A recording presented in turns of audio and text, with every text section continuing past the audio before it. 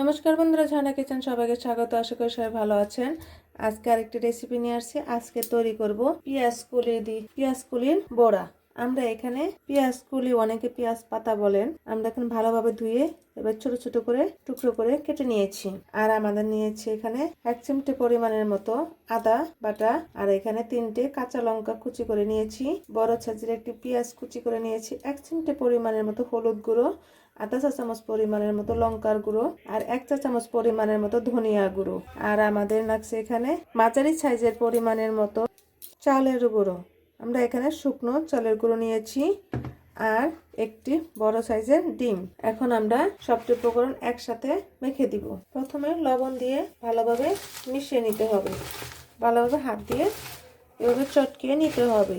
Please বন্ধুরা, এখনো যারা সাবস্ক্রাইব করেনি তারা একটি সাবস্ক্রাইব করে দিবেন এবং একটি লাইক করে দিবেন। আপনারা আমার পাশে থাকবেন। নতুন নতুন রেসিপি নিয়ে আপনাদের সামনে হাজির হব। এখন একে একে সবটি উপকরণ দিয়ে দিব। আর আধা চা চামচ পরিমাণের মতো ভাজা জিরে গুঁড়ো আমরা এখানে দিয়ে দিব। এখানে চালের গুঁড়োটা দিয়ে দিব। আপনার চালের গুঁড়ো হাতের কাছে না পেলে আপনারা বেসন অথবা আটা দিয়েও করে নিতে পারেন। গরম ভাতের সাথে এত টেস্ট হয় বলার মতো না। এখন আমরা ডিমটা এর মাঝে ভেঙে দিয়ে দিব। আমরা এখন ডিমটা ভালোভাবে মাখিয়ে নিব। এখন অল্প পরিমাণের মতো জল দিয়ে দিব। আপনারা চাইলে এখানে ধনেপাতা কুচি করে দিতে পারেন। এখন ভালোভাবে মাখিয়ে নিতে হবে। আমাদের বড়া মাখানো হয়ে গিয়েছে, ঠিক এরকম হবে। এখন আমরা তেলে ভেজে নিব। আমরা এখানে কড়াই বসিয়ে দিয়েছি এবং কড়াইয়ের মাঝে তেল দিয়ে দিয়েছি। এখন আপনার যে আকৃতি করে নিতে চান সেভাবে শেপটা দিয়ে দেবেন। আমি এভাবে গোল গোল করে দিয়ে দিব। একে একে সব কয়টি এভাবে দিয়ে দিব। আমরা বড়াগুলো দিয়ে দিয়েছি। এখন একটু অপেক্ষা করব। এক পাশ ভালোভাবে ব্রাউন কালার হওয়ার আগ পর্যন্ত আমরা রেখে দিব। এক পাশ ব্রাউন কালার হবে তখন আমরা উল্টিয়ে দিব।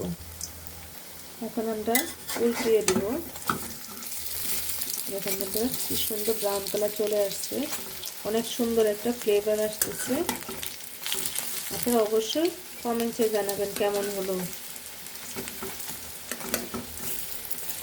কি সুন্দর একটা যে ফ্লেভার আসতেছে সেটা বলার মতো না।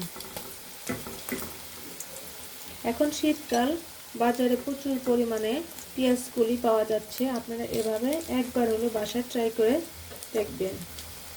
আমাদের পেঁয়াজ কলির বড়াগুলো হয়ে গিয়েছে। এখন আমরা নামিয়ে নিব। আমরা বাকি পোড়াগুলো এভাবে ভেজে নিব।